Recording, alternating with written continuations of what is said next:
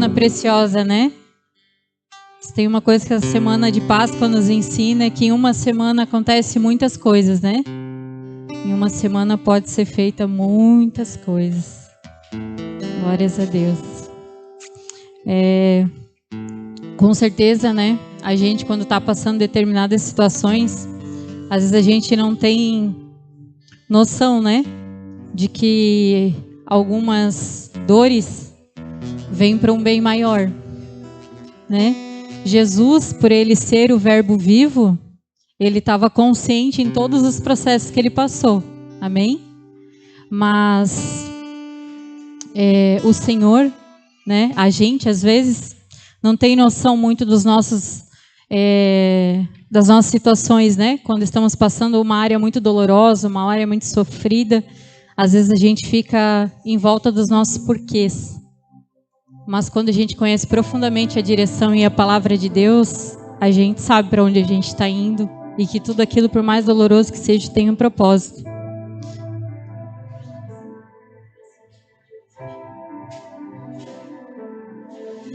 E por que eu estou falando isso para vocês, né? Por que eu comecei falando sobre isso? A mensagem que o Senhor trouxe para nós hoje, nós vamos falar sobre as últimas palavras dele no momento mais doloroso que ele teve. No momento mais difícil para ele. E se você conhece profundamente a palavra de Deus, você já tem esse exercício dessa segurança em momentos difíceis. Mas talvez você, assim como eu, não nasceu em berço cristão. Em alguns momentos das dores que você passou, você não sabia no que aquilo ia dar. Ou por que você estava passando.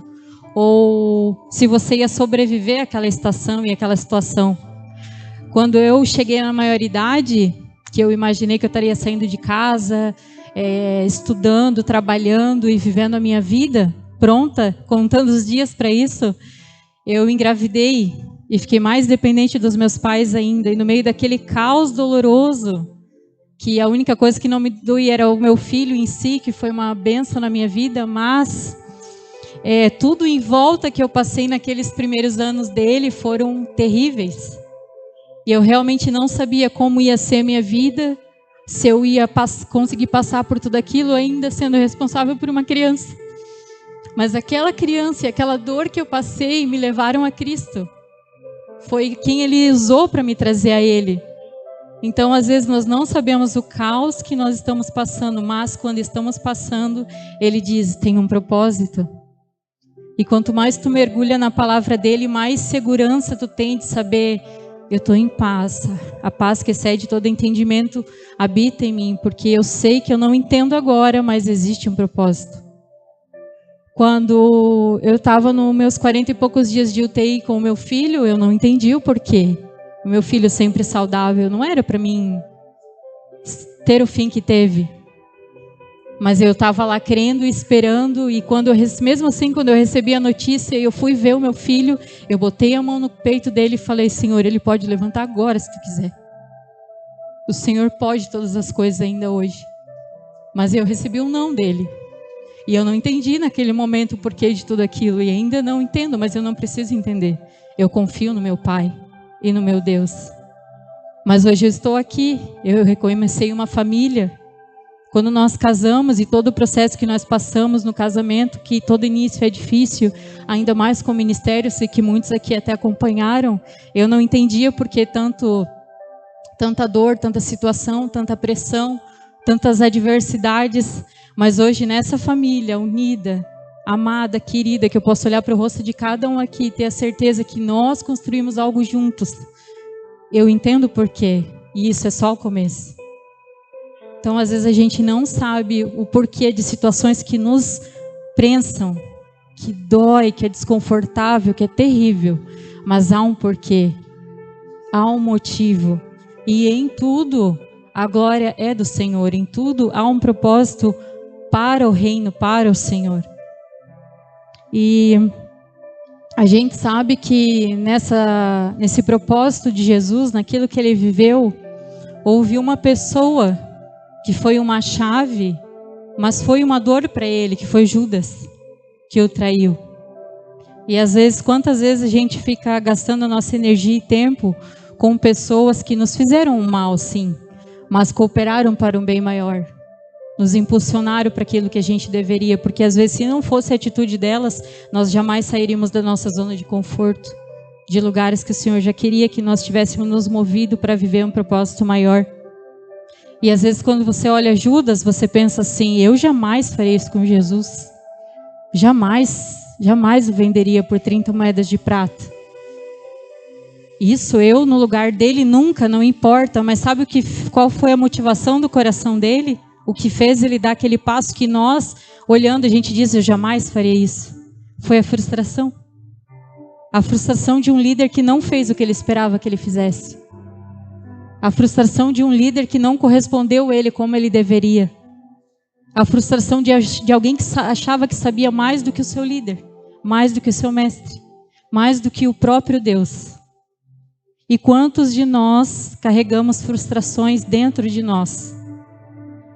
Porque a frustração é algo com você mesmo. Quando as coisas não correspondem ao que você acha que deveria ser certo, ao que deveria ser feito, da sua forma, ao seu modo, no seu tempo. E isso fez Judas trair o nosso Criador, o nosso Deus. Levou ele para o propósito? Levou, mas ai por meio daquele. E eu só trouxe esse ponto específico nessa abertura para vocês, junto com esse contexto, porque eu sei que muitos de nós, às vezes, ainda nos movemos pela frustração. E, infelizmente, a gente mas a gente interrompe grandes processos que o Pai está fazendo para nós, porque Ele é tão ansioso quanto nós, de ver cada um aqui fluindo no seu ministério.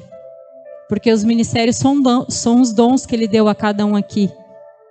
Mas, às vezes, a frustração de não ser no nosso tempo, do nosso modo, do nosso jeito, a gente fica interrompendo. E eu não estou falando apenas de ministério.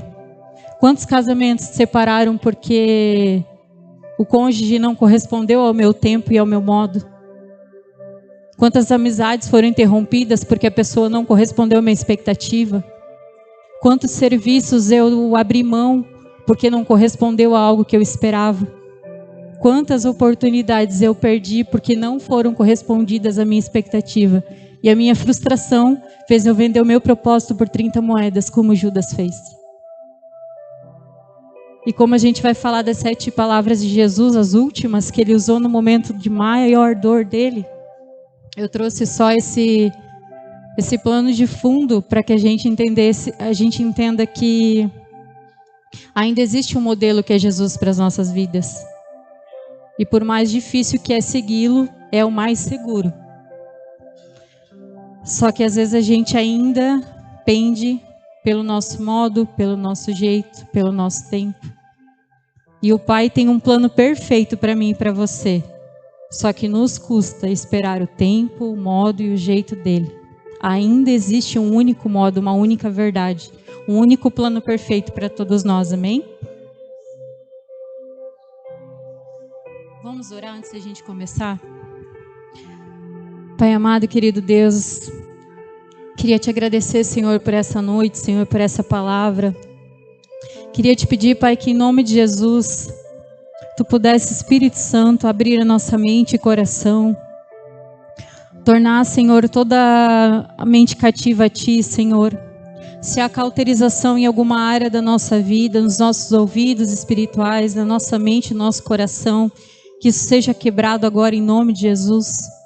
Nós sabemos que o Teu modo de viver, a Tua palavra, tudo aquilo que Tu deixou para nós, o Teu exemplo, Jesus, é muito importante para nós. São chaves para a nossa vida, para o nosso dia a dia, para o nosso propósito, para os anseios do nosso coração que Tu mesmo colocou, Senhor. Por isso, em nome de Jesus, eu sei, Pai, que aqui eu sou apenas o cano onde Tu vai derramar a Tua água, ou ferramenta, ou a filha que Tu vai falar através de mim. Tu só precisa de uma voz. E que assim seja, Senhor. Não permita que eu mesma interrompa, estrague ou distorça aquilo que Tu tens para nós nessa noite, Senhor. Mas que Tu possa fluir de forma leve, Deus, sem interrupção. Pai, que em nome de Jesus todos nós aqui possamos abrir o nosso coração para receber de Ti. Que nenhuma seta de Satanás que vem com indiretas, com distrações, com coisas contrárias a Ti, possam achar lugar aqui, Senhor. mas que nós sejamos maduros para entender que se há áreas que vão chamar a nossa atenção da nossa mente, os nossos olhos e o nosso coração, é porque Tu quer tratar, Senhor. São áreas e lugares que Tu quer acessar, Pai, e que todos nós possamos ser maduros, abertos, filhos amados, que aceitam a Tua correção, Deus, que aceitam o Teu mover sobre as nossas vidas.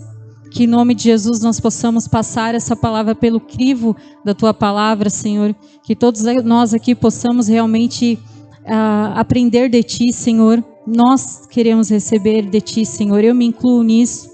Antes de falar com todos, Tu falou comigo, mas que Tu continue ministrando também na minha vida ainda hoje, Pai.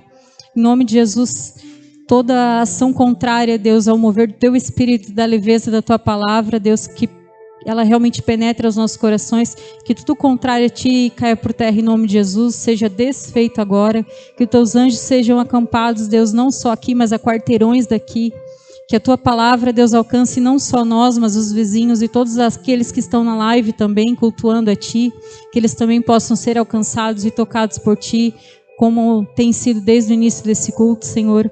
Nós queremos nesse dia, Deus, ao qual Tu ressuscitou e vive para sempre, que Tu também reavive dentro de nós, Senhor, que Tu ressuscite aos nossos corações, que Tu traga vida aos nossos corações, principalmente nas áreas na qual a gente acha que às vezes não há mais jeito, não há mais solução. Dores passadas que nós remoemos até aqui porque não entendemos, porque não absorvemos, porque não perdoamos as pessoas ou não nos perdoamos, que Tu acesse todas elas agora e traga vida e cura, Senhor. Mas que todos nós aqui possamos nesse dia, de forma profética, Deus, também sair daqui vivos, Senhor, reavivados na Tua presença. Em nome de Jesus, alcance cada coração e mente agora, Pai. Em nome de Jesus. Amém. Amém, queridos? A primeira palavra que a gente vai ouvir de Jesus ali, que Ele liberou na cruz, naquele momento a qual Ele foi crucificado, a gente vai ler lá em Lucas 23, no 34.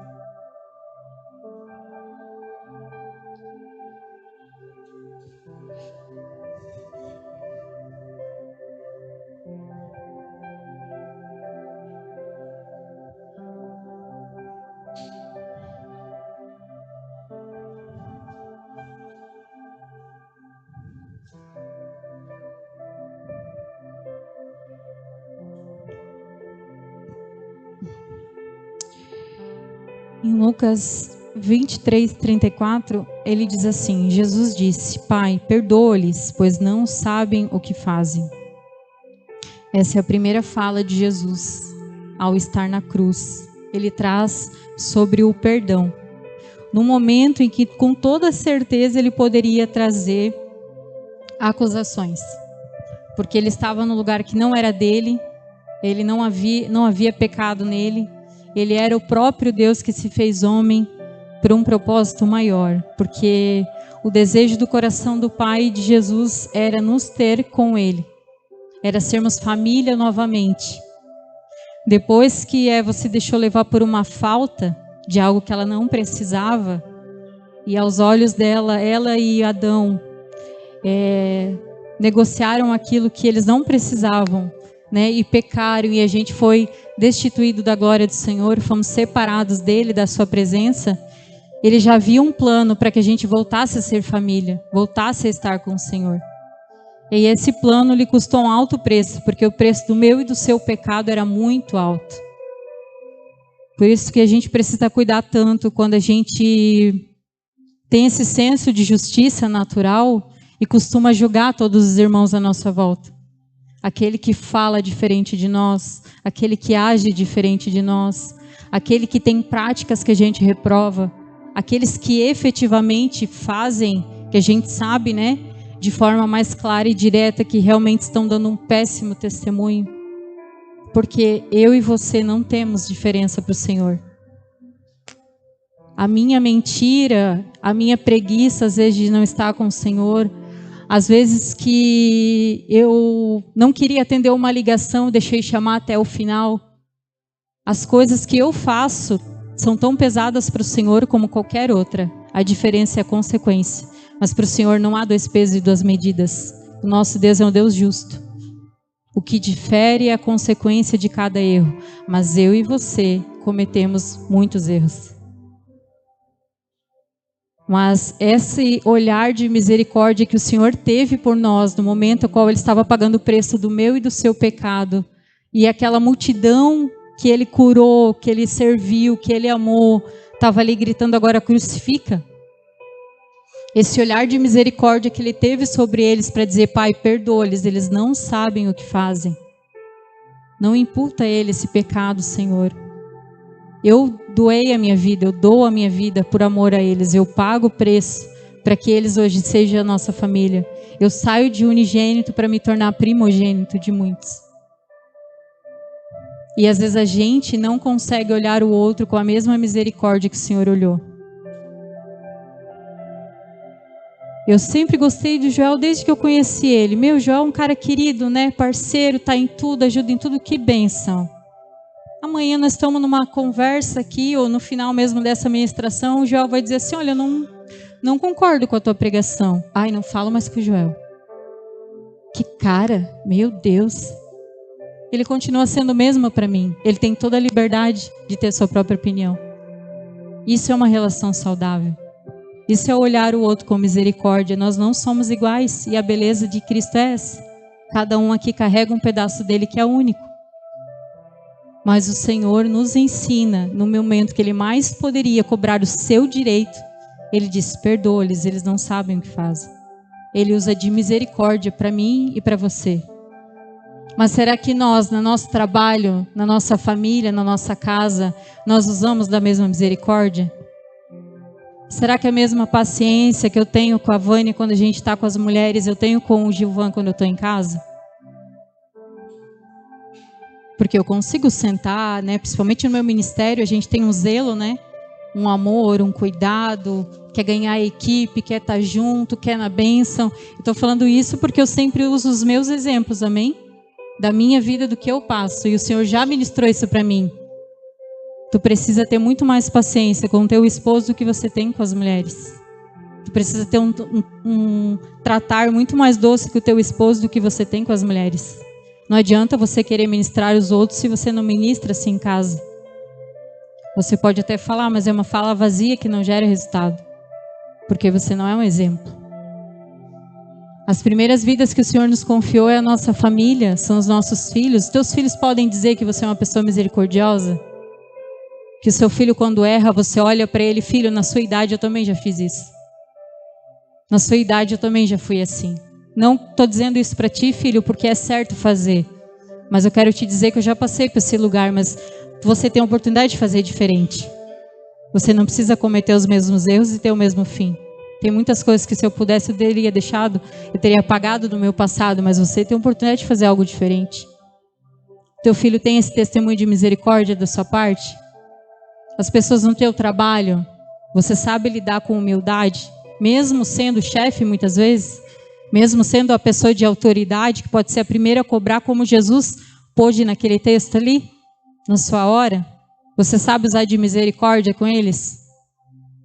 Você sabe assumir o erro dos seus funcionários porque eles são tua responsabilidade? E se eles erraram, está no teu nome? Você sabe puxar isso para si e dizer assim, ó, não, fui eu que errei. Chegar para o teu superior e assumir a bronca sem esculachar o teu funcionário, mas conversar com ele numa boa. Vamos se acertar aqui. O que aconteceu para você ter agido assim? Vamos consertar. Mas eu vou lá assumir porque você é minha responsabilidade. Eu sou responsável por essa equipe. A responsabilidade é minha. Vamos consertar. Vamos resolver. Eu já tive no teu lugar e o meu chefe não teve a mesma misericórdia, mas eu sou cristão. Eu tenho um exemplo diferente de Jesus. Eu vou agir diferente com você. É esse testemunho de perdão que a gente tem dado no nosso dia a dia? Aqui na igreja, quando o irmão te fere, como o pastor Gilvan ministrou semana passada, o amar, o servir, o perdoar até o fim. Porque geralmente a gente tem tolerância zero no ministério.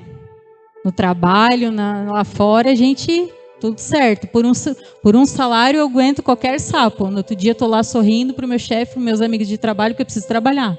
Eu tenho uma família para sustentar. Mas será que no ministério, quando alguém não está bem, quando alguém realmente foi grosseiro com você, não falou algo que você não gostou, ou simplesmente para a pessoa ser posicionada diferente de você, você olha para ela com misericórdia? Você vai atrás perguntar se ela está bem?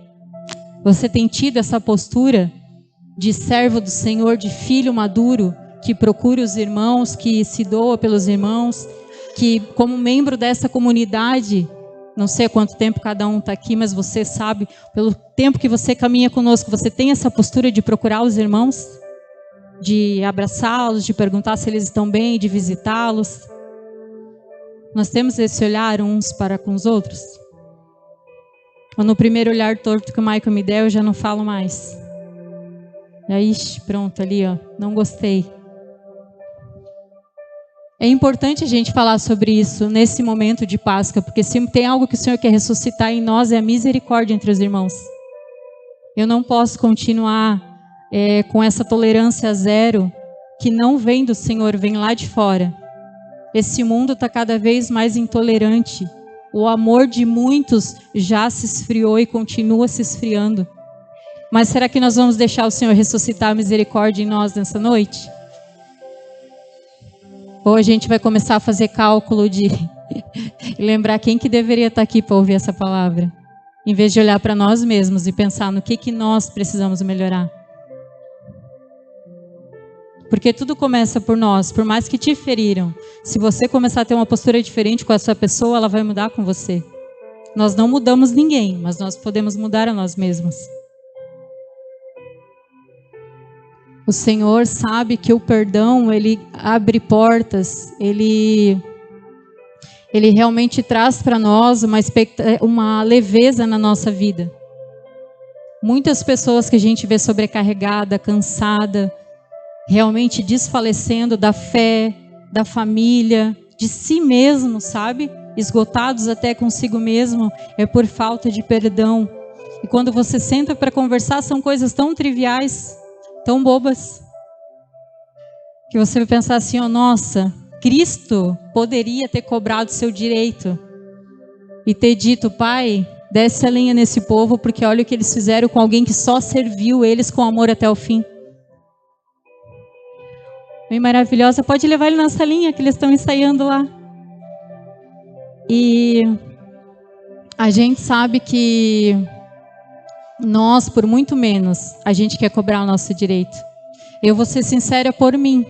Eu sou uma pessoa que esse senso de justiça faz parte do meu temperamento.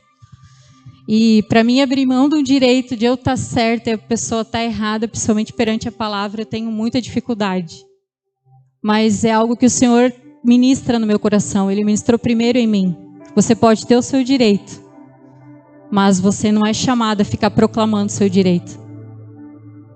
A minha misericórdia e o meu perdão são mais importantes do que o teu direito.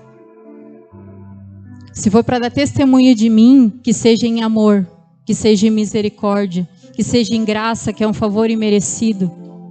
É eu mostrar para o Adriano que ele tem um direito que ele nem sabia que ele tinha. Que eu possa abrir mão daquilo que eu considero certo para fazer o melhor para ele sem ele nem me pedir nada. Mas eu não deixar de trazer para ele aquilo que ele precisa, mesmo que ele não saiba. O perdão e a misericórdia é algo que o Senhor quer ressuscitar em mim e você nessa noite. Será que nós vamos permitir? Será que nós vamos nos autoexaminar? Será que nós vamos abrir essas áreas do nosso coração para que isso seja reavivado em nós? A segunda fala que Jesus teve foi a da restauração, que está ali em Lucas 23, no versículo 43.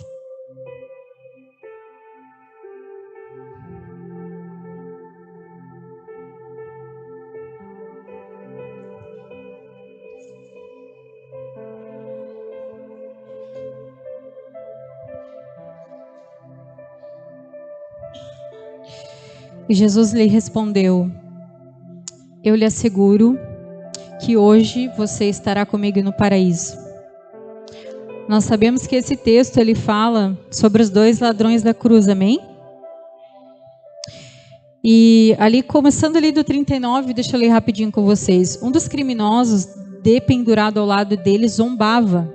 Então, você é o Cristo? Salva a si mesmo e a nós também. Mas o outro criminoso repreendeu: você não teme a Deus, nem mesmo ser condenado à morte? Nós merecemos morrer por nossos crimes, mas esse homem não cometeu mal algum. Então ele disse: Jesus, lembre-se de mim quando vier no seu reino. E Jesus lhe respondeu: eu lhe asseguro que hoje você estará comigo no paraíso. Todas as áreas da nossa vida, todas as fases da nossa vida, nós sempre vamos ter que lidar com essas duas pessoas. O zombador, aquelas pessoas que vão te desanimar, vão dizer que tudo que você está fazendo é para se aparecer, que você não precisa daquilo ali, para que se incomodar, para que fazer, para que começar, para que se envolver no ministério, para que servir na comunidade, para que trabalhar nesse lugar, para que se desafiar em empreender, para que começar uma família, para que ter mais filhos, para que ter filhos, para que ter uma casa própria, para quê? Para que se incomodar com essas coisas? Para que 2 empregos? Para que trabalhar na comunidade? Para que servir tanto? Para que dizimar e ofertar? Para que ajudar tanto assim financeiramente? Para quê? Sempre vai ter aqueles que vão zombar do teu coração e dos desejos que o Senhor tem colocado em ti. Daquilo que você sabe que você foi chamado a fazer. Sempre vai ter. Só que se você reparar pelo modelo de Jesus, ele nem se dirigiu a esse grupo de pessoas. Mas aquele que disse, que o repreendeu esse grupo e ainda falou: eu, Senhor, te reconheço. E se possível, que eu possa estar contigo que eu possa estar contigo quando o Senhor subir, né? E o Senhor disse para ele: ainda hoje você estará comigo. Jesus só falou com aquele que o reconheceu, com aquele que o temeu, com aquele que realmente queria algo com ele. E nós temos uma pressão aí fora de que por você é cristão, você tem que ser bobo de todo mundo. Tudo que te pedem você tem que fazer, tudo que te obrigam você tem que fazer, tudo que pedem para você, você tem que dar. Mas Jesus, que é Jesus, ele só falou com um deles. Ele se dirigiu a um grupo de pessoas que realmente queria ajuda, queria mudar, queria melhorar, queria uma restauração, que foi capaz de assumir que os dois ali estavam pagando o preço do que fizeram de errado, pagando pelos seus crimes. Mas um deles, ainda que pagando o seu crime, ele soube reconhecer o Senhor. E Jesus falou que ele estaria com ele ainda naquele dia. Por quê? Porque se você errou, se você cometeu um crime, se você fez algo contrário ao que está na lei dos homens e na lei de Deus, Jesus jamais, pela sua palavra, vai impedir a gente de cumprir a nossa sentença.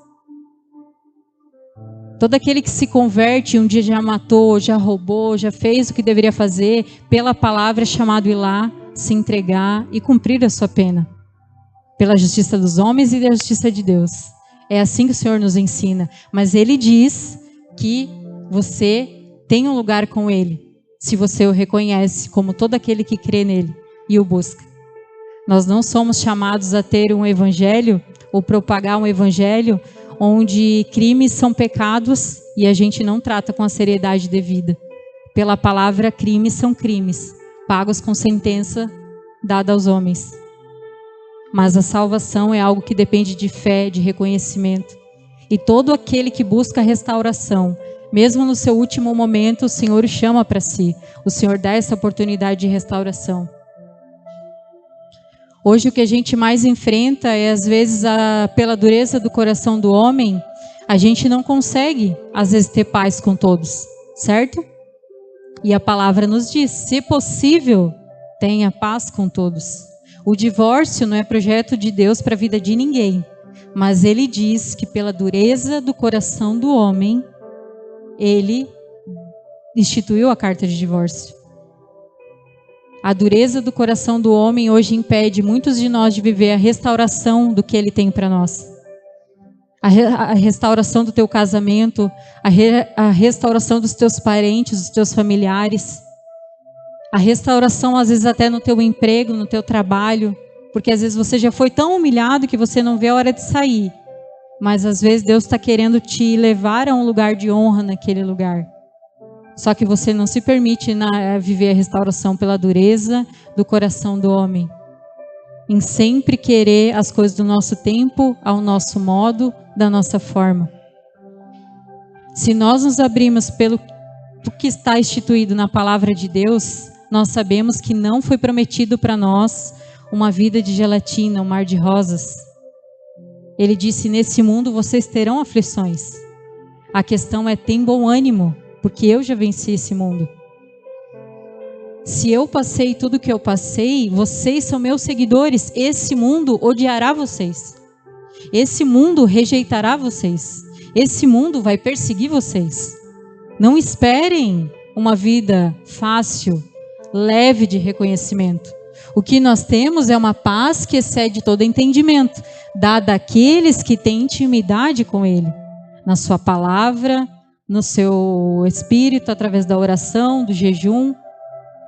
Mas apesar de nós sabermos essas coisas de cor e salteado, nós não as praticamos, mas nós queremos o fruto, o resultado, que nunca virá, e nós vamos continuar atribulados, desafiados, esgotados, não entendendo o porquê, Senhor, a minha vida está assim. Por que o Senhor está permitindo que eu passe por isso? Por que eu mesmo estando todo domingo lá, a minha vida ainda é assim? Por que que comigo as coisas acontecem desse jeito? Eu sou tão certinha nas atividades, mas menos na prática. Menos no modelo. Menos naquilo que Ele mais insiste que façamos. Existe um modelo e um modo ainda. O modelo de Cristo ainda não vai se tornar obsoleto, não vai se tornar passageiro. Não é uma questão de relativismo, é uma questão única. Mas há restauração para todos aqueles que abrem o seu coração. Ele quer vivificar e reavivar em nós esse modelo único de Cristo, que não tem a ver com o que eu quero, com o que eu gosto, e nem o que você quer, o que você gosta, porque nós temos cada um uma forma diferente de querer e ver as coisas, mas o Senhor tem uma única forma de ver e de querer as coisas. E o tempo do Senhor é o melhor para nós. Mas infelizmente, nós nos deixamos levar na maioria das vezes pelo nosso muito querer. E se nós permitirmos essa noite, Ele quer reavivar em nós essa restauração. A restauração, para quem não sabe, ela torna novo de novo. Porque quando nós estamos em Cristo, quando nós descobrimos o nosso propósito, a nossa identidade nele, é como se fosse avivado em nós algo: nossa, agora eu me encontrei, agora eu sei quem eu sou, agora eu sei por que eu nasci, agora eu sei o que eu devo fazer. Mas com tantas dores e situações que eu fui passando depois disso, é como se cada dor tirasse uma lasca de mim. E hoje eu estivesse toda remendada, toda lascada, toda desconfigurada daquilo que o Senhor realmente me fez para ser. E se você permitir ouvir a direção e a voz do Espírito na sua mente e no seu coração, não dando ideia para Satanás de coisinhas que te fazem perder o foco, mas se permitir ser moldado naquilo que Ele está te apontando, nós vamos sair daqui restaurados, a identidade e a imagem que Ele tem para cada um aqui. E uma pessoa, uma ferramenta, um filho de Deus afiado, configurado, restaurado para o seu propósito, sem essas desconfiguração desse mundo, ele realmente vai ser muito mais assertivo naquilo que ele tem para viver no Senhor, amém? A segunda fala que o Senhor fez foi a da família, que está ali em João 19, no 26 e 27.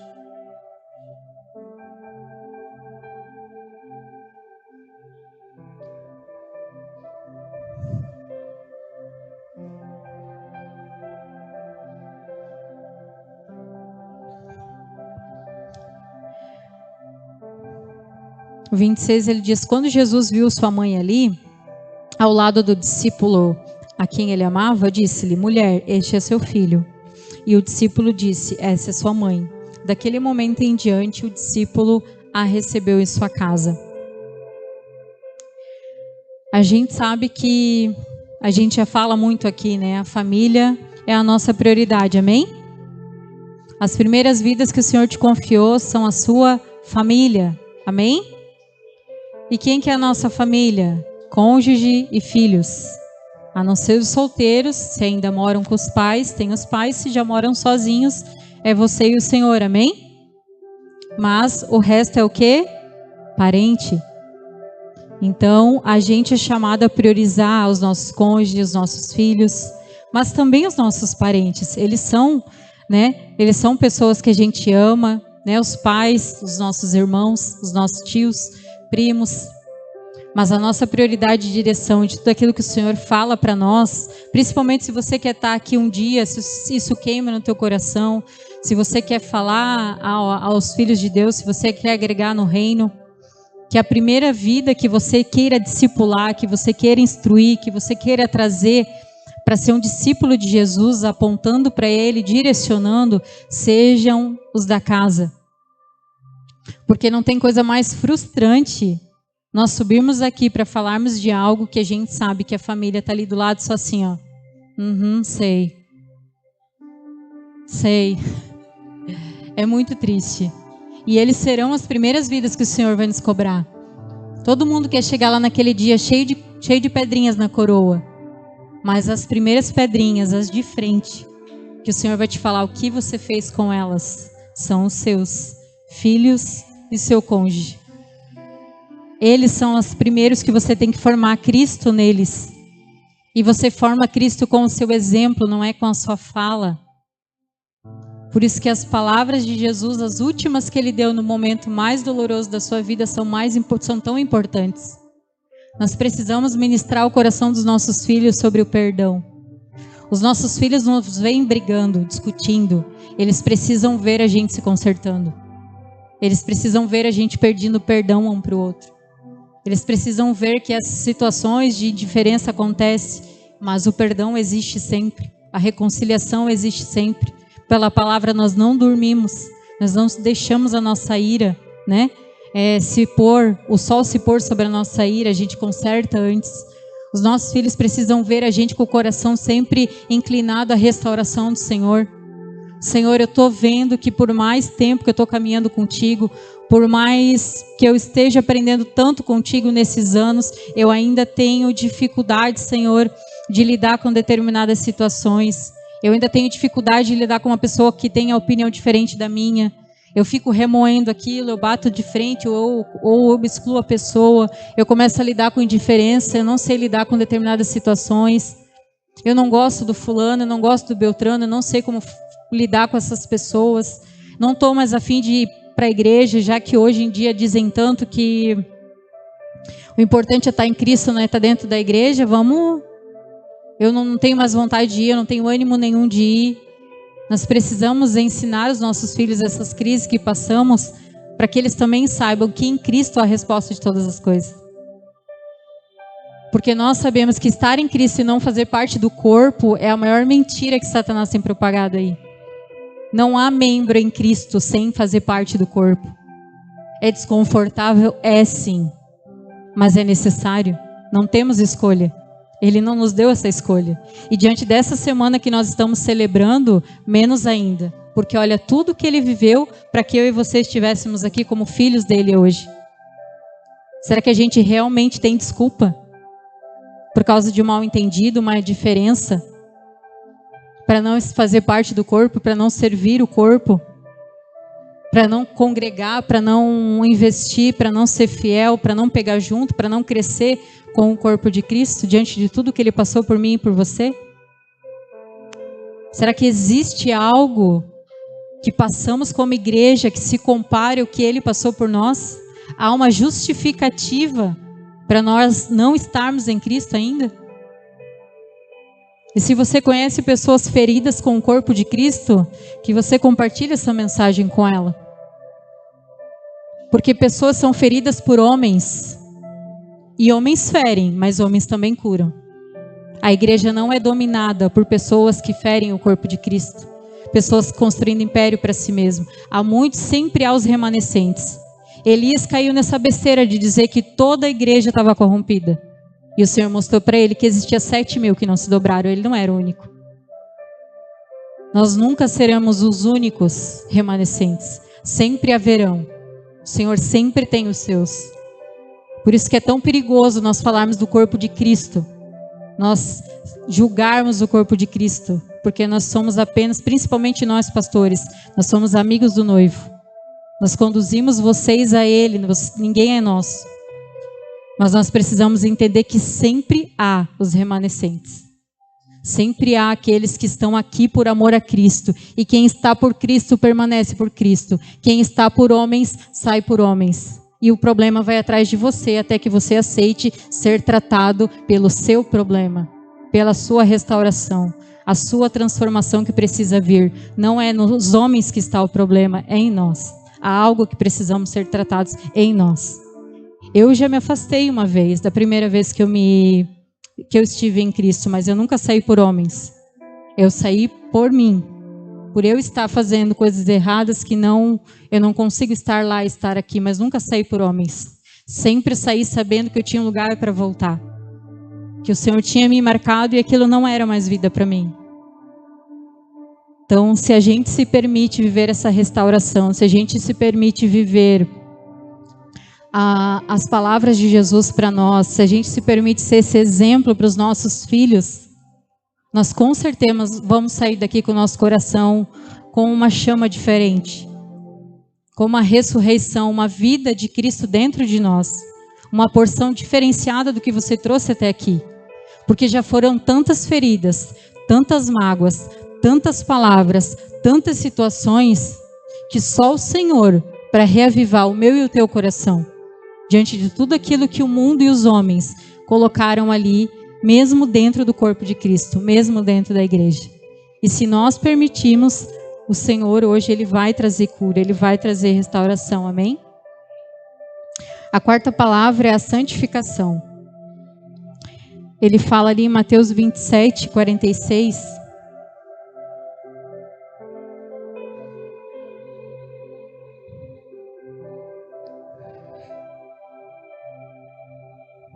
Cadê? Por volta das 3 da tarde, Jesus clamou em alta voz: Eli, Eli, lama sabachthani, que quer dizer: meu Deus, por que me abandonaste? Nós sabemos que o motivo de Deus ter se afastado dele por aquele momento foi o pecado, o meu e o seu pecado, porque Cristo não tinha pecado. Mas algo que o Senhor me chamou a atenção agora à tarde, meditando nessa palavra, é que até o porquê de Jesus Ele não respondeu. Olha que interessante. Isso me chamou a atenção. Porque Jesus perguntou: Deus meu, por que me desamparaste? Por que me abandonaste? E Deus falou em alta voz para Jesus, ali enquanto homem, algumas vezes. Mas nem o porquê de Jesus Ele respondeu, porque nem tudo Ele vai nos responder. Tem coisas que a gente vai exercitar a confiança no nosso único e Deus vivo. O nosso Deus que é Pai e sabe o que é melhor para nós. Então, quando Jesus perguntou, Ele sabia que por ter o pecado do mundo sobre Ele, Deus não se mistura com o pecado, nem nesse ponto com Jesus. Em nenhum momento, Deus, Ele tem parte com o pecado. Ele tem parte com aquele pecado consciente que a gente teme em fazer até hoje. Por isso que quando a gente fala sobre salvação, porque quando a gente fala de alguns temas, eu sempre tenho essa prudência de falar da autorresponsabilidade.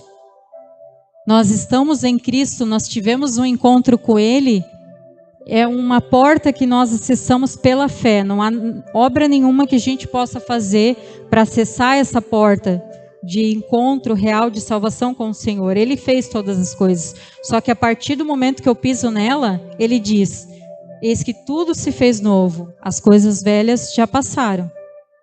Se você ainda vive nesse lugar das coisas velhas, você não acessou essa porta. Porque se você acessou, Ele faz nova todas as coisas, porque Ele não compactua e não se mistura com as coisas velhas do passado. Por isso que eu e você temos que nos autoexaminar sempre. Será que conscientemente nós não temos carregado muitas coisas do passado, achando que estamos vivendo essa nova vida? Achando que realmente vamos chegar naquele dia e escutar: vem, filho amado. Mas nós estamos lá atrás como escravos. do pecado? Vivendo o nosso próprio bel prazer? Isso são coisas que a gente precisa meditar e avaliar enquanto há tempo. Porque já estão aí os dias em que não haverá mais tempo. Hoje nós podemos ainda confessar ao Senhor aqui e falar: não, realmente, Senhor, eu preciso de uma nova aliança contigo. Nós não preparamos essa ceia à toa, porque a ceia simboliza uma aliança a qual o Senhor nunca quebrou, mas nós quebramos. Nós rompemos cada vez que a gente preferiu usar da nossa língua para a morte em vez da vida. Cada vez que a gente preferiu ações contrárias à palavra. Cada vez que eu preferi me afastar do que me consertar. Cada vez que eu preferi consolo a confronto. Cada vez que eu preferi não ouvir a palavra para não ouvir que eu estava errado. Cada vez que eu me omiti para um amigo meu que está fazendo algo errado só para não perder a amizade, sabendo da verdade da palavra de Deus, a qual eu deveria orientá-lo. Nós rompemos a nossa aliança com o Senhor por muitas formas. Mas o Senhor nos diz que sem santificação, sem a gente se autoexaminar, para que realmente estejamos de acordo com aquilo que Ele nos deixou, com o seu próprio testemunho, nós não o veremos. E avisado nós fomos. Isso não é questão de quando isso fizer sentido para mim eu faço. A partir do momento que nós ouvimos a palavra dele, a partir do momento que nós conhecemos da palavra dele, nós já somos responsáveis. Ele já está aguardando a nossa resposta. E aqui sempre é ministrado sobre a verdade da palavra. E ele espera em todo o tempo a nossa resposta, o nosso autoexame, a nossa autorresponsabilidade. Que a gente pare de culpar os nossos pais, os nossos cônjuges, os nossos filhos, os nossos amigos, os nossos líderes, mas que a gente assuma a responsabilidade daquilo que nos cabe para mudar aquilo que precisa ser mudado. Aquilo que o Espírito Santo está trazendo no seu coração agora mesmo. O Senhor quer restaurar a santificação dentro de nós, o Senhor quer restaurar o nosso desejo e anseio por Ele, pelas coisas dEle. Eu sei que começa às vezes por uma obrigação, às vezes por algo chato, você lê a palavra, você orar, mas depois se torna tão gostoso, tão prazeroso, da mesma forma que você não consegue ficar um dia sem falar com a tua esposa, teu cônjuge, ou se você ainda não é casado com aquela pessoa que você ama, que você gosta, é assim com o Senhor também. Se você ficar tratando esses momentos de oração, palavra, jejum, como uma prática e uma obrigação, porque o pastor mandou, ou porque descreveram ali, agora eu tenho que fazer, que saco isso aí, sempre vai ser um peso.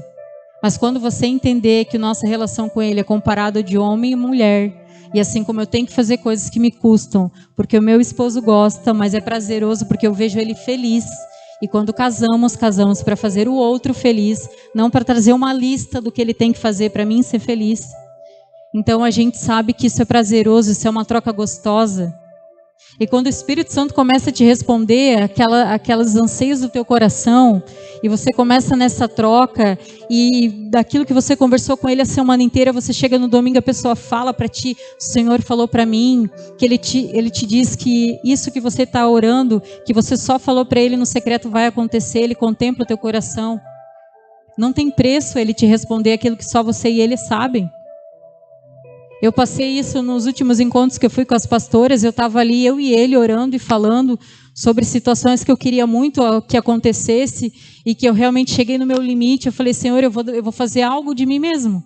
Eu vou tentar alguma coisa porque eu quero que essa situação mude para mim e não está acontecendo. Então, se até essa semana não acontecer nada, Senhor, eu vou me mover.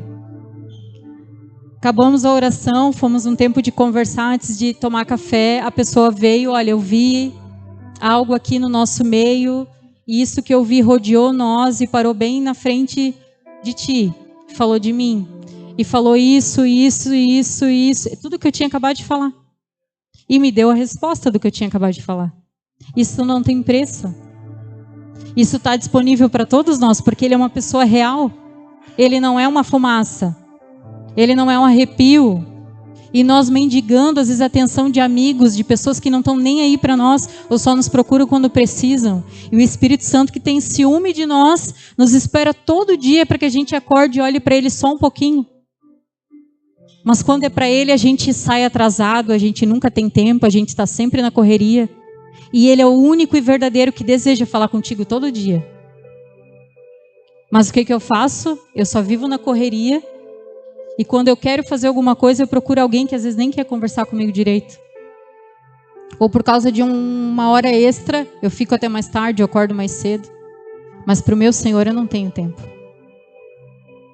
E pensa algo que torne o teu dia leve, pensa algo que vai te ajudar a lidar com as pessoas, pensa algo que vai agregar na tua vida, pensa algo que vai tornar o seu dia mais leve, prazeroso, que vai te trazer respostas e instruções a qual você tanto pede. Pensa algo que vai tornar a palavra clara para você, revelada. Pensa algo que realmente faz diferença na tua vida. A quinta palavra é tenho sede, que está lá em João 19, 28.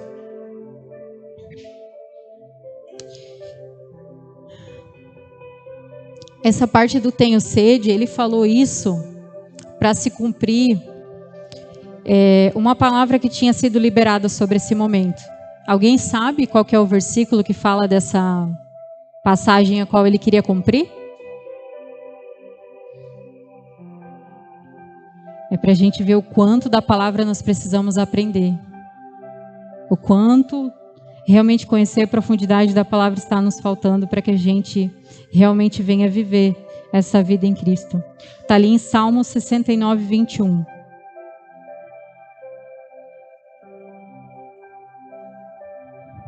Consegue colocar para mim, mana? Salmo 69, 21. Obrigado. Em vez disso, põe veneno em minha comida, oferece-me vinagre para matar a minha sede. E no momento que ele estava com a maior dor, crucificado, depois de tudo que ele apanhou, né? Coroas de espinhos, pregos nas mãos, ele ainda respirou fundo e foi falar: tenho sede, para que se cumprisse a palavra que havia dito sobre ele. Será que hoje, diante de tantos desafios que a gente passa, às vezes um perrengue financeiro, às vezes uma discussão em família, um casamento que não está bem, ou os filhos naquela fase de rebeldia, será que a gente consegue, diante dessas coisas simples de resolver, a gente consegue ainda assim cumprir um propósito da parte do Senhor? Eu consigo vir cumprir uma escala num culto? Eu consigo me dispor a servir o corpo e a comunidade? Eu consigo visitar um irmão, mesmo cheio de mazelas e dores? Eu consigo investir na vida de alguém que eu sei que precisa, quando a minha situação financeira não está boa? Eu consigo olhar para um irmão que está precisando e pensar assim: não, eu realmente preciso investir no irmão. Vou investir em ti, Dionei, eu vou te visitar. Eu vou te levar para o shopping para nós dar uma volta. Eu vou te levar para a praia um dia que a gente for. Eu vou investir em ti, eu sei que tu está precisando. Nós conseguimos, diante das nossas dores e desafios, olhar para o próximo, olhar para o corpo de Cristo, para o reino e cumprir aquilo que nós somos chamados? Eu tenho certeza que todos vocês aqui têm um anseio no coração a qual o Senhor está tratando e falando há algum tempo. Todos nós temos. Ele gera o anseio, ele gera o querer e o efetuar. Todos nós temos. Só que existem aqueles que dão resposta. Existem aqueles que, apesar das suas dores e mazelas, dão respostas ao Senhor. Eu mesmo, para estar aqui hoje, eu não tenho nada de mim para oferecer. Se eu pudesse escolher, não estaria. Mas eu estou aqui. Porque não é sobre mim. É sobre um propósito maior. Mas nós conseguimos, será? Nós temos essa mentalidade, eu não estou falando de agora, eu estou pensando na disposição do teu coração, na tua mentalidade. Se você hoje passa por alguma situação, você consegue passar por ela e ainda assim cumprir o propósito com o qual o Senhor te chamou para cumprir? As coisas que Ele tem falado ao teu coração, você consegue colocar em prática, mesmo machucado, mesmo doloroso, dolorido com alguma coisa, triste, decepcionado, frustrado, como Judas esteve? Você consegue, apesar disso, romper isso e pensar assim, ou não, se está tão difícil para mim ir no culto hoje, eu vou mesmo, porque quanto maior a dificuldade, maior a bênção. Se tudo isso está acontecendo para mim não ir, é aí que eu vou. Porque existe algo lá para mim, alguma chave que o Senhor quer tratar em mim, por isso está tão difícil. Será que é essa a disposição do coração que a gente tem? Ou na primeira topadinha, ai, não viu, não era mesmo para mim ir. Ixi, não. Visita então... Pareceu visita, todo mundo sabe que você é cristão. Ninguém vai achar estranho você falar, amado, se você quiser ir no culto comigo, você é bem-vindo, porque eu estou indo para o culto. Podemos tomar um cafezinho aqui, ter uma conversa e vamos no culto comigo, porque você sabe que eu sou cristã. Você sabe que eu tenho esse compromisso com o Senhor. Hoje é o dia que eu tenho para o Senhor, porque onde eu congrego, na minha comunidade que o Senhor me colocou, tem um culto na semana. E eu não negocio esse culto com ninguém. Então, se você quiser ir comigo, será muito bem-vindo. Talvez é uma oportunidade de você receber algo do Pai. Será que nós temos essa disposição do coração? Nós temos Ele como essa prioridade? Da mesma forma que a gente tem as nossas coisas? Porque se fosse para a gente sair para um trabalho, nós falaríamos. Desculpa, irmão, mas eu tenho um trabalho agora. Eu tenho algo agendado, eu preciso ir trabalhar, porque eu vou ganhar. Mas será que para o Senhor a gente tem essa mesma disposição do coração? Ninguém vai estranhar, todo mundo sabe que você é cristão, sabe que você vai para a igreja, amém? Se a pessoa chegou naquela hora, às vezes é uma oportunidade do Senhor para você levar ela para a igreja. Mas às vezes a gente acha o quê? Era a desculpa que eu precisava, vamos sentar, comer uma pipoca, ver um filminho. E é para nós ficar por aqui mesmo, outra hora eu vejo a mensagem. O Senhor teve o maior cuidado no momento de maior dor da vida dele, Ele cumprir tudo o que foi escrito sobre ele. E para nós conhecermos a palavra de Deus e a vida de Cristo, nós precisamos conhecer profundamente o Antigo Testamento. Porque senão nós nem sabemos o que ele veio cumprir. E não dá para dizer que a gente conhece Cristo sem conhecê-lo. Sem conhecer a sombra, aquilo que foi falado sobre ele, porque ele estava lá desde o início. E como que nós o conhecemos sem conhecer a palavra por completo? Amém? A sexta palavra está lá em João 19, no versículo 30.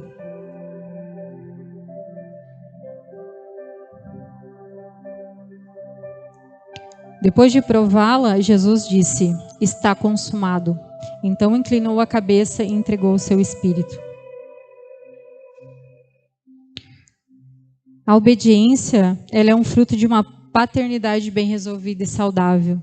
Quando você sabe que alguém te ama, depois de você saber que essa semana para Jesus foi a mais dolorosa e que o ato que ele fez não foi para ser rei aqui no natural como todos queriam proclamá-lo. Ele queria ser primogênito de muitos irmãos. Ele fez isso por amor a mim e a você.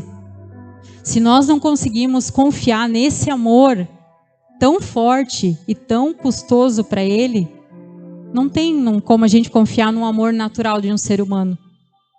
Porque ele fez o maior ato de amor por mim e por você. E se nós acreditamos que ele nos ama, nós conseguimos obedecê-lo de todo o coração. Porque aquela pessoa que você ama, você confia nela.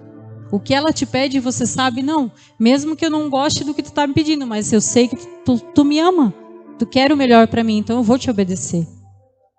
E às vezes o que nos falta é a confiança nesse amor único e pleno da parte do Pai por nós. Nós, às vezes, somos tão norteados pela rejeição que esse mundo já nos trouxe, que nós não achamos que Deus pode ser um Pai que nos ama tanto assim. Eu estava vendo uma série ontem que... Essas séries de época, né, que eu gosto.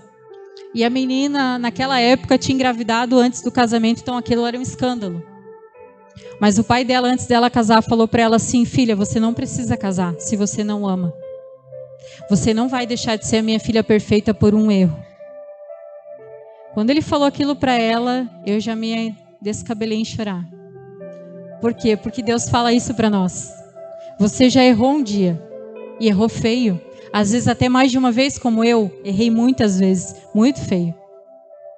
Mas quando ele fala para mim, que apesar do meu erro, eu continuo sendo a sua filha amada, ele continua me amando, e investindo em mim, isso me choca.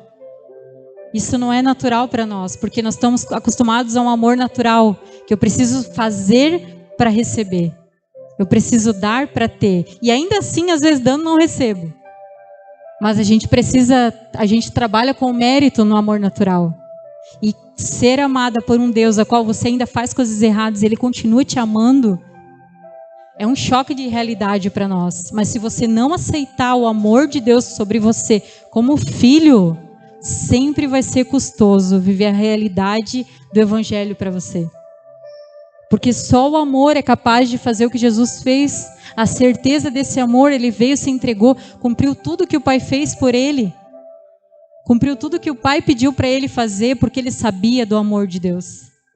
Se eu e você desenvolvermos essa certeza e convicção, confiança no amor dEle por nós, nós também vamos conseguir negar a nós mesmos, tomar a nossa cruz e segui-lo. Senão sempre vai ser um peso. A gente vai sempre remar contra. Ali em João 13, do versículo 12 ao 17, ele fala assim: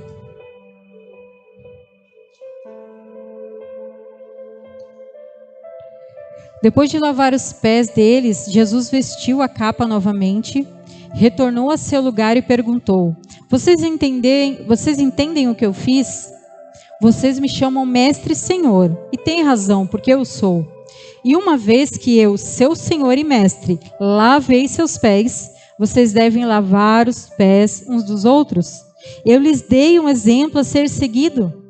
Façam como eu fiz a vocês. Eu lhes digo a verdade. O escravo não é maior que seu senhor, nem o mensageiro é mais importante que aquele que o envia. Agora que vocês sabem essas coisas, serão felizes se as praticarem. Quem aí busca a felicidade? Quem quer sair daqui feliz, resplandecente? Todo mundo quer ser feliz. A busca por todas as atrocidades que é oferecida aí fora são todas atrás de uma felicidade fútil e momentânea que esse mundo oferece. Mas o Senhor diz: se vocês seguirem o meu exemplo de Cristo, determinado aqui, nós seremos felizes e plenos. E nós estamos buscando em coisas e pessoas e em lugares errados. A sétima palavra é a dependência, que está ali em Lucas 23, 46.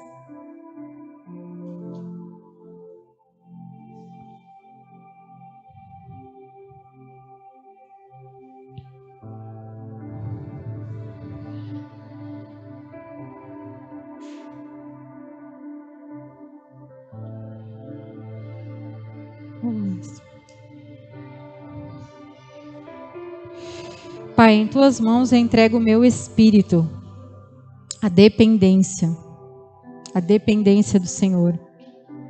A gente sabe que quando você começa a ser usado pelo Senhor, como o Senhor começa a falar contigo, quando as pessoas começam a te procurar por aquilo que você carrega, por aquilo que eles veem através de vocês, vai ficando cada vez mais difícil esse exercício da dependência. Porque eu realmente acho que eu sei alguma coisa. Eu realmente acho que eu sei fazer alguma coisa. E que a minha forma é melhor. Mas Jesus, mesmo Ele falando a multidões, mesmo Ele discipulando 12 pessoas, mesmo Ele fazendo tudo o que Ele fazia, Ele se retirava para orar e buscar no Pai aquilo que Ele precisava fazer. Ele sempre se humilhava ao Pai, Ele orava ao Pai, Ele conversava com o Pai, Ele se retirava para estar a sós com o Pai, porque só assim para você continuar dependente do Pai. Por isso é tão difícil e desafiador esses momentos com o Pai de relacionamento. Mas se você tratá-la como uma pessoa a qual você quer se relacionar, você vai priorizar investir. Se for só uma prática, como você faz para estudar ou para crescer no teu trabalho, qualquer coisa do tipo, uma atividade para algo, para o teu ministério, vai ser sempre um peso, vai ser sempre vazio. Mas como é uma pessoa que tu se relaciona, assim como você tem tempo com o cônjuge, com os filhos, com seus pais, com seus parentes, com seus amigos, você vai ter tempo com ele, vai ser diferente. E é esse tempo que nos blinda para a dependência, é esse tempo que nos traz a verdade que o Senhor nos traz, que é dependermos dele. Nós precisamos estar com ele. Nós não conseguimos fazer nada sem ele. Mas será que a nossa dependência hoje está em quem? Quando você tem dúvidas de algo, quando você se propõe a pensar em algo e surge uma dúvida, surge uma situação, quem que você recorre primeiro? ChatGPT, sei lá, Google, pastores, líderes, aquele só da rede social, que você deixa influenciar a tua vida às vezes mais do que o teu pastor que está aqui pagando preço pela tua vida e investindo em você? Ou as profetadas, aqueles que a gente procura quando a gente quer só saber uma receita pronta, em vez de buscar na palavra? Quem tem sido as tuas áreas de dependência? Quem tem te nutrido hoje? É a internet, inteligência artificial? Google, profetadas? Profetadas eu digo porque profetadas mesmo, aqueles que tu procura para saber algo que você mesmo deveria buscar em Deus. Não estou falando de profetas que falam da parte de Deus, porque eles te procuram. Eles nos procuram para falar algo da parte de Deus. Não somos nós que vamos consultar ninguém. Quem consulta é adivinho. Isso são profetadas, não vem da parte do Senhor. Diferente de vocês se aconselhar com os teus pastores. Isso é diferente. Se aconselhar com aqueles que são autoridades sobre a sua vida, a qual você mesmo escolheu para si, é diferente. Eles têm um respaldo da parte de Deus, porque se nós não estivéssemos preparados para esse lugar, você estaria aqui, não nós. Mas aprove ao Senhor nos colocar aqui por um propósito que só Ele sabe. Mas a gente sabe que a nossa dependência tem que ser do Senhor, e orar é de graça em qualquer lugar que nós estivermos. Todos nós podemos parar onde a gente estiver para perguntar primeiro ao Senhor, antes de internet, antes de pessoas, antes de coisas. Mas onde nós temos exercido a nossa dependência? Todas essas palavras no final elas se completam. Porque se a gente começa a reconhecer a nossa miséria, a nossa dor, a gente começa a aprender a perdoar. Porque eu entendo que eu sou tão falha quanto Joel, então não tem nada que o Joel possa fazer para mim que vá me afetar. Eu vou entender que ele está no mesmo processo que eu, em áreas diferentes. A gente começa a restaurar as nossas relações a partir daí. Facilita priorizar a nossa família. A gente se torna íntimo do Espírito Santo e a gente consegue preservar e cumprir o propósito de Deus mediante a nossa dependência nele. O Senhor quer restaurar em nós todas essas áreas. O Senhor quer reviver, né, em nós todas essas áreas. Ele quer reviver em você a perseverança. Porque Ele sabe que você um dia já foi aquela pessoa firme e fiel. Mas hoje você precisa perseverar no Pai. Ele quer restaurar em mim, em você, o cumprimento. Para que você saiba que apesar de tudo aquilo que você passa, você se manter fiel para cumprir os propósitos. E aquilo que cabe a você dentro do corpo de Cristo. Mas principalmente a dependência e a intimidade nele. Para que eu e você, a gente possa conseguir viver aquilo que Ele tem para nós de uma forma leve. Porque não sei qual é a pessoa que você mais ama conversar. Quando nós desenvolvemos a dependência nele, não há nada que se compare. É os momentos a sós com Ele. Amém? Vamos ficar de pé? Pode apagar, mano, as luzes.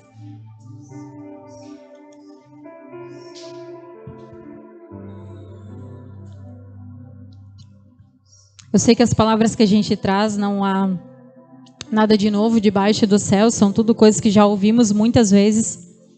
Mas o propósito é, como eu falei, é reavivar em nós todas essas palavras, todas essas áreas. Porque Ele sabe que tanto eu como você fomos muito machucados ao longo do processo. Temos muitas feridas, muitas dores ao longo do processo. E o Senhor quer nos tornar novo de novo nessa noite. Assim como Ele ressuscitou, Ele quer ressuscitar em nós áreas da nossa vida que precisam de cura, que precisam de um toque do Senhor. Porque Ele sabe que o desejo do teu coração é chegar naquele grande dia e ouvir: vem, filho amado, entra no gozo do teu Senhor. Mas para isso há sim respostas que nós precisamos dar como homens e mulheres de Deus. As práticas de Jesus não são para gerar peso, são para gerar constrangimento, para gerar um modelo possível da gente reproduzir. Eu e você conseguimos quando estamos nele, quando estamos juntos como família. Então vamos orar para que o Senhor continue falando aos nossos corações, porque não é o homem quem convence, é o Espírito Santo. E se 1% dessa palavra entrar no seu coração e fazer morada, e cumprir o seu propósito, já valeu a pena. Se uma pessoa aqui abrir o seu coração para aquilo que o Senhor quer fazer, já valeu a pena. Porque os grandes propósitos e tudo aquilo que o Senhor tem, às vezes começa com uma única pessoa. E nós vamos gastar o nosso tempo e a nossa energia com essas pessoas que querem dar uma resposta ao Senhor, amém? Que você possa se abraçar aí com a sua família, se você estiver em família. Os solteiros, se quiserem se juntar, se juntem. Mas que seja um momento entre nós e a nossa família agora. Para que a gente possa orar junto, para que a gente possa ficar junto. Para que a gente, porque foi para esse propósito que Jesus veio. Nos tornar família, nos tornar um. E que nós possamos agora orar uns pelos outros, porque se você tem uma família saudável, se você é verdadeiro na sua casa, Ele sabe o que você precisa. Então que você ore um pelo outro da sua casa, homens pelas suas mulheres, mulheres pelos seus homens, filhos pelos seus pais, pais pelos seus filhos. Mas que a gente possa falar ao Senhor, ao Espírito Santo agora. Espírito Santo, entra na vida do meu esposo agora, naquela área que eu sei que ele precisa. Nessa área ele precisa de vida, Senhor. Ele precisa ressignificar, Senhor. Que o Senhor traga realmente uma restauração nessa área. Então vem, Espírito Santo, nessa área específica do meu cônjuge, do meu amigo, do meu filho. Ore ao Senhor, fale com Ele agora. A partir da sua palavra Ele vai responder. Que o Senhor derrame da sua vida agora nessas áreas. Que o Senhor faça conforme o seu querer. Pai, em nome de Jesus, Espírito Santo, você é livre nessa casa, Senhor. Só Tu tens o governo sobre esse lugar. Espírito Santo, traga à luz a memória de cada um agora, as áreas que eles precisam de vida, Senhor, de ressurreição, de restauração, Senhor, do Teu novo de novo. Que todos os machucados, todas as feridas sejam abertas agora. Seja derramado o Teu bálsamo de cura e seja cicatrizado pela autoridade que é no nome de Jesus. Senhor, que todo o propósito possa ser cumprido de forma saudável na vida de cada um aqui. Mas que antes eles se permitam, Senhor, ser curados, ser moldados, ser tratados, ser confrontados, ser alinhados pelo poder que é no nome de Jesus. Pela Tua palavra que nos transforma, Senhor, que nos restaura. Pai, que uns pelos outros eles possam liberar a verdade da Tua palavra. Que o Teu mover, Deus, entre no coração de cada um agora. Que eles possam sentir a autoridade que cada um carrega sobre os seus. Pai, em nome de Jesus, Pai, venha com o Teu mover, venha com a Tua cura, Pai. Que cada um aqui sinta o Teu toque, Senhor, e seja verdadeiramente reavivado, Senhor, restaurado. Que a Tua ressurreição passe sobre nós, Senhor. Que o Teu sangue nos cure e nos lave nessa noite, em nome de Jesus. Restaura a nossa aliança contigo, Senhor, em nome de Jesus. Amém.